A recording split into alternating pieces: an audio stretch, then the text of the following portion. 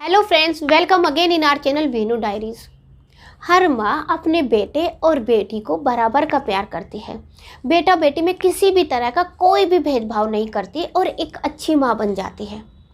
वहीं पर जब बेटे की शादी होती है और एक बहू घर में आती है, वही माँ जो अभी तक अच्छी थी एक खड़ूस सास बन जाती है। उसकी छवि ऐसी रहती है कि तो बहुत खड़ूस है, ये तो मेरे साथ ऐसा बिहेव करती है। जो अभी तक अच्छी थी माँ, वो बुरी माँ बन जाती है।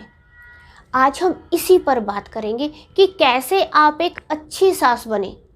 देखिए, आप एक अच्छी माँ तो है ही, साथ में अगर आप एक अच्छी सास भी बन जाए तो क्या कहना।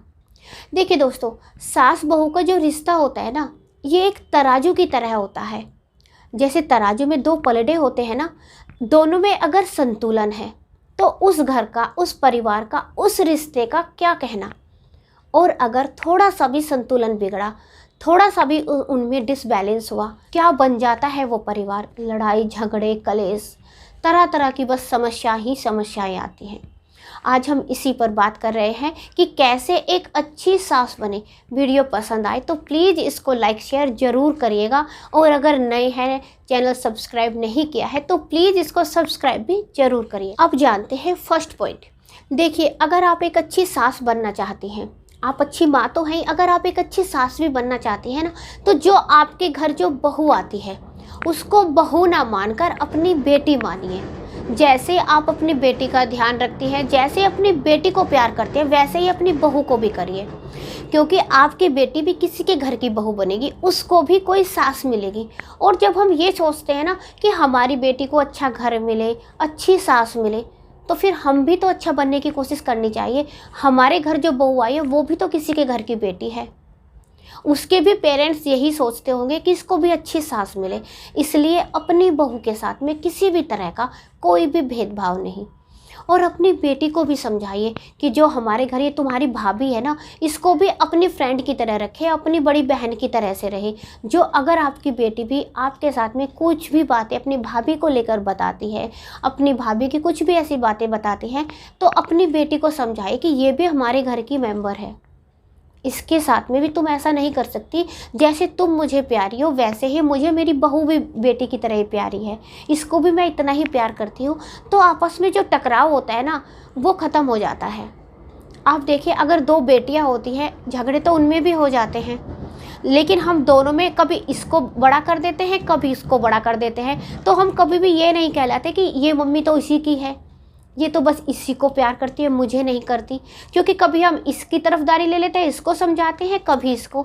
तो वैसे ही आप वहाँ पर भी रखिए। अगर ननद और भाभी में कोई बात भी हो रही है ना, तो कभी तो इसको समझाइए, कभी उसको समझाइए। मतलब उनको ये दिखाइए कि आप दोनों बेटी हैं और मुझे दोनों बेटी में किसी भी तरह की कोई भी पार्शलिटी नहीं है, दोनों को इक्वली मैं प्यार करती हूँ, मेरे लिए दोनों बेटियाँ मेरी बराबर हैं। तो कभी भी लड़ाई झगड़े नहीं होंगे। दूसरा पॉइंट, अगर आप एक अच्छी सास बनना चाहते हैं तो आपको ध्यान में रखना, जैसे एक बहू आपके घर आती है, देखिए वो बिल्कुल नई है, उसको कुछ भी नहीं पता है कि यहाँ पर कैसे खाना खाते हैं, कैसे बनता है, नमक मिर्च कैसा रखना है, तेज़ रखना है, हल्का रखना है, उसको कुछ भी नहीं पता ये काम कैसे करना है, वो एकदम नई है। तो आप उसको अपने घर के माहौल में एडजस्ट करिए, उसको बताइए कि यहाँ पर ऐसे चलता है, यहाँ पर ऐसे खाना बनाया जाता है।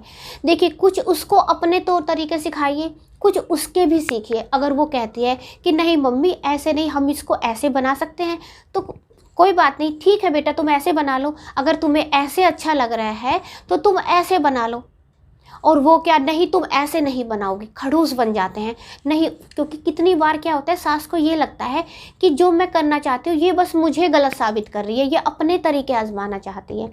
कोई बात नहीं, अगर तुम ऐसा बनाना चाहती तो कोई दिक्कत नहीं है, तुम इसको ऐसा भी बना सकती हो।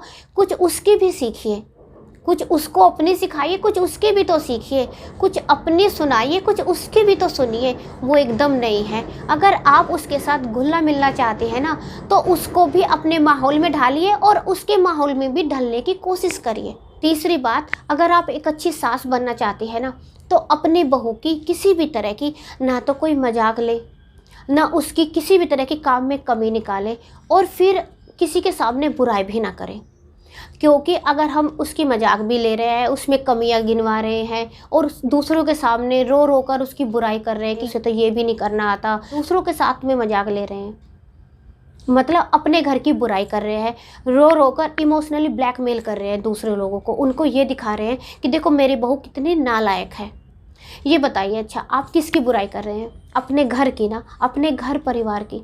और आपको मैं एक बात बताऊं, दूसरे लोग ना मजाक ही लेते हैं, आपकी खिल्ली उड़ाते हैं पीछे। आज वे आपके सामने हो सकता है आपके साथ में खड़े हो जाएं, इसलिए कभी भी अपने घर की बुराई ना करें, अपने घर की मजाक ना लें। और यहाँ तक है ना, ये भी सुनने में आता है कि सास ना जैसे बहू काम करती रहती है, वो चलती रहती है, उसकी अपनी किसी भी अपने रिलेटिव के साथ में, अपने पास पड़ोसी के साथ में मजाक लेती रहती है कि देखो ये कैसे चलती है, देखो ये खाना कैसे बनाती है, आओ देखो इसका खाना खाओ, ये कैसे खाना बनाती है। इस तरह की मजाक लेती है। ये बहुत गलत है। किसको नीचा दिखा रहे हैं आप? अपनी बहू को ना। आप ये मानिए, आपकी जो बहू है वो किसी के घर की बेटी है, किसी की वो इज्जत है, और आप उस इज्जत को उतार रहे हैं, आप उनके संस्कारों में कमियां निकाल रहे हैं। तो ये करना बंद करिए। कभी भी किसी की बुराई तो किसी के सामने ना करें। अगर वो कुछ अच्छा नहीं कर रही है ना, आप उसको प्यार से समझाइए। 1 बार नहीं, 2 बार, 4 बार, 10 बार। ऐसा नहीं है अगर हम किसी को प्यार से समझाएं, अगर हम किसी बात को प्यार से किसी को बताएं, वो ना माने, ऐसा पॉसिबल ही नहीं है। तो इसलिए आप कभी भी अपनी बहू में ना तो कमियां निकालें, ना उनमें किसी भी तरह की किसी भी बात को लेकर उनका मजाक बनाएं, और बाहर वालों के सामने तो अपनी बहू की बुराई बिल्कुल भी ना करें। नेक्स्ट पॉइंट देखिए, अगर आप एक अच्छी सास बनना चाहते हैं ना, तो अपने बेटे और बहू की लाइफ में इंटरफेयर ना करें। उनमें किसी भी तरह की कोई भी दखलंदाजी आपको नहीं करनी है। अगर बेटा कहीं घूमने जाना चाहता है बहू के साथ में, मूवी देखने जाना चाहते हैं दोनों, या फिर कहीं बाहर खाना खाने का प्लान है, ठीक है वो कर सकते हैं, उनकी अपनी लाइफ है। ये सोचिए, अब आपके बेटे की शादी हो गई है, आपके बेटे की लाइफ में अब एक पत्नी भी है, उसके लिए भी जिम्मेदारी है, उसको घुमाना, उसको खुश रखना, वो भी उसकी एक जिम्मेदारी बन गई है। तो उसको वो जिम्मेदारी निभाने दीजिए। उस पर किसी भी तरह का कोई भी रोक टोक लगाएंगी, किसी भी तरह का कोई भी ऑब्जेक्शन अगर आप करेंगी, तो घर में टकराव ही होता है, लड़ाई झगड़े होते हैं, आपका बेटा भी परेशान होता है, क्योंकि बेटा सास और बहू के बीच में आकर पिस जाता है। वो किसकी माने, किसकी सुने? फिर वो बीच का रास्ता अपनाता है कि चलो ठीक है हम तब चलेंगे। वो अपनी पत्नी को भी खुश रखना चाहता है और इधर अपनी माँ को भी तालमेल बिठाना चाहता है। तो वो क्या कि आप खुद से ही वो करिए कि आप बीच में कोई इंटरफेयर ना करें। कितनी बार ना, इसी में मैं एक और पॉइंट कवर करती हूँ, मेरे पास ये भी कमेंट आते हैं महिलाओं के कि हमारी सास ना हम दोनों हस्बैंड वाइफ के बीच में लड़ाइयाँ कराती हैं। ये भी गलत है। अच्छा देखिए, आप एक बात बताइए, आप हस्बैंड वाइफ के बीच में लड़ाई कराते हैं और आप सोचती है कि चलो मैं अपने लड़के की तरफदारी लेती हूँ, बहू को गलत ठहरा देती हूँ और सोचती हूँ कि ये बातें करके बेटा मेरी तरफ आएगा, बहू से थोड़ा सा कटा कटा रहेगा। देखिए, 1 दिन 2 दिन आप ये कर सकती है, एक न एक दिन हस्बैंड वाइफ का रिश्ता ऐसा होता है कि उन दोनों में आपस में प्यार हो ही जाता है। 1 दिन 2 दिन लड़ाइयाँ चलती है, फिर वो एक हो जाते हैं। इस बीच में फिर पिसता कौन है? आप ही ना। और आपका क्या बन जाता है कि उधर आप बेटे की भी बुरी बन जाती है कि मेरी माँ मुझे भड़काती हैं, और उधर आप उस टाइम पर अपनी बहू की भी बुरी बन जाती है कि मेरी सास हम दोनों के बीच में लड़ाइयाँ लगवाती हैं। बहुत बार सुनने में आती है ये बातें भी। तो आप ऐसा क्यों करती हैं? अगर आप एक अच्छी सास बनना चाहते हैं तो उनको उनके हाल पे छोड़ दें। और अगर वो आपसे कुछ पूछना चाहते हैं, आपसे कोई भी किसी भी तरह का कोई भी डिसीजन चाहते हैं, दोनों में लड़ाई हो रही है, तो हमेशा कोशिश करिए कि अपनी बहू की ही तरफदारी ले, या तो सही बात की तरफदारी ले जो सही है, जो दोनों के लिए सही है, या फिर अपनी बहू की तरफदारी ले। इससे मनमुटाव नहीं होगा, हस्बैंड वाइफ का रिश्ता भी अच्छा बनेगा, और आपका भी साथ भी बहू का रिश्ता भी अच्छा बनेगा, और बेटे का रिश्ता भी अच्छा बनेगा। अब जानते हैं नेक्स्ट पॉइंट। देखिए, अगर आप एक अच्छी सास बनना चाहती हैं तो आप अपनी बहू का भी ध्यान रखिए। जैसे वो बीमार हो जाती है, उसका केयर करिए। घर का काम अगर उससे नहीं हो रहा है तो या तो उसको सिखाइए, और अगर वो बीमार है, नहीं कर पा रही है, तो आप उस काम को करिए। चलो ठीक है बेटा, आज तुम आराम करो, आज सुबह का नाश्ता मैं बनाती हूँ, या पूरा दिन का काम मैं करती हूँ।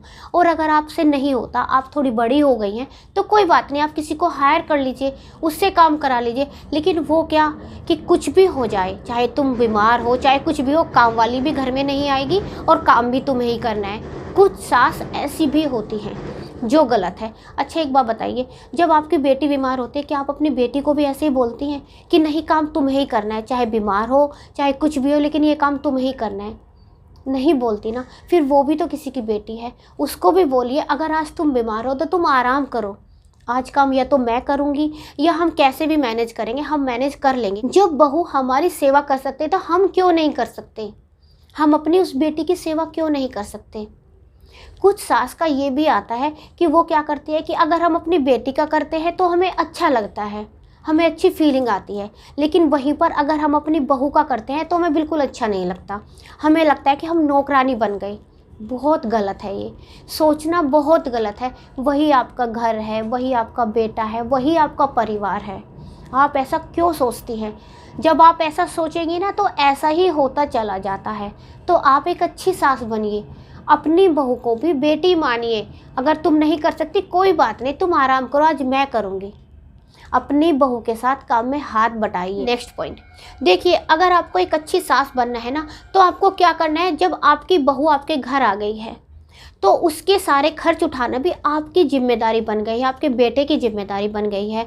लेकिन आपको ये नहीं करना है कि अब उस पर कुछ भी खर्च होता है, सपोज वो बीमारी है, डॉक्टर के जाती है, ये तो बीमारी रहती है, इस पे तो खर्च ही हो रहा है तब से। इस तरह के कोई भी टोंट नहीं करने हैं, इस तरह की कोई भी बातें नहीं करनी है। अगर उसकी बेटा कोई कपड़े ले आया, कोई ड्रेस ले आया उसकी, तो तुम तो इसकी लाती हो। अच्छा बेटी की आ जाए तो कोई दिक्कत नहीं है, तो खुश हो जाते हैं, मास्क को खोल खोल के 1000 बार देखते हैं कितनी अच्छी लग रही है मेरी बेटी पहनकर, मेरी बेटी की आज कितनी अच्छी ड्रेस है, अच्छा अच्छा खुश हो जाती है। लेकिन वहीं पर अगर वही बेटा अपनी पत्नी के लिए ले आए तो माँ का मुँह फूल जाता है कि इसके लिए क्यों ले आया।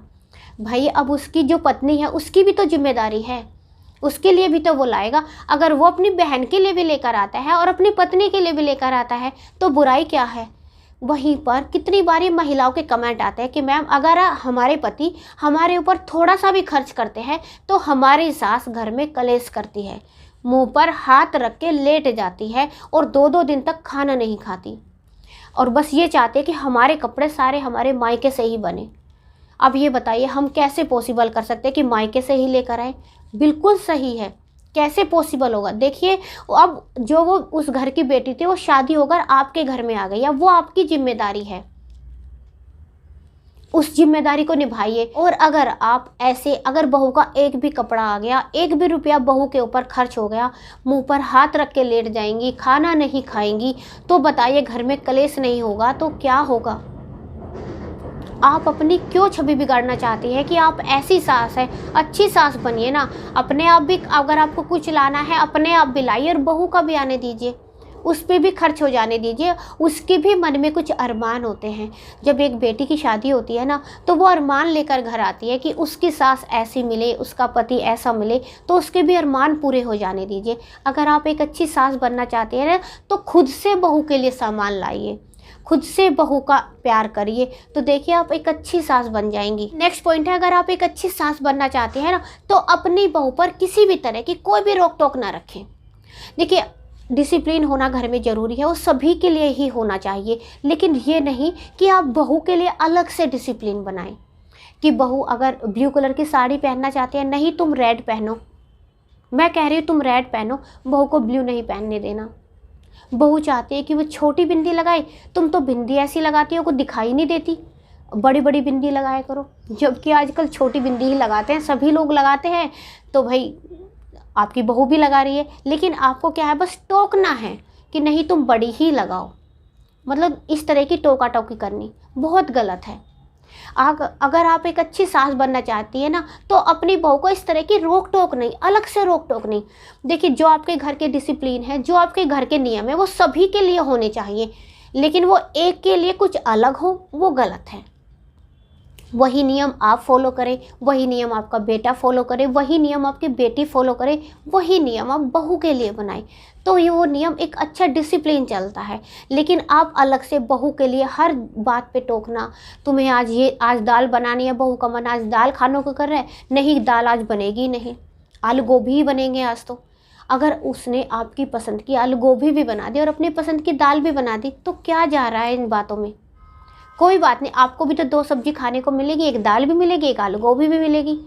तो कोई फ़र्क पड़ता है? इससे कुछ भी फ़र्क नहीं पड़ता। लेकिन ये छोटी छोटी सी जो रोक टोक होती है ना, ये अगर चलती ही रहे ना तो घर में लड़ाई झगड़ा ज़रूर हो जाता है, घर में कलेश हो जाता है। आप एक अच्छी सास बनना चाहती है ना, तो इन पॉइंट्स को ध्यान में रखिए और एक बहू को अपनी बेटी मानिए। तो कभी भी जो सास के लिए जो एक लड़की के मन में रहता है ना कि सास तो खड़ूस होती है, सास तो वैसी होती है, ये बदल जाएगी छवि और सास भी में भी अपनी माँ ही नज़र आएगी।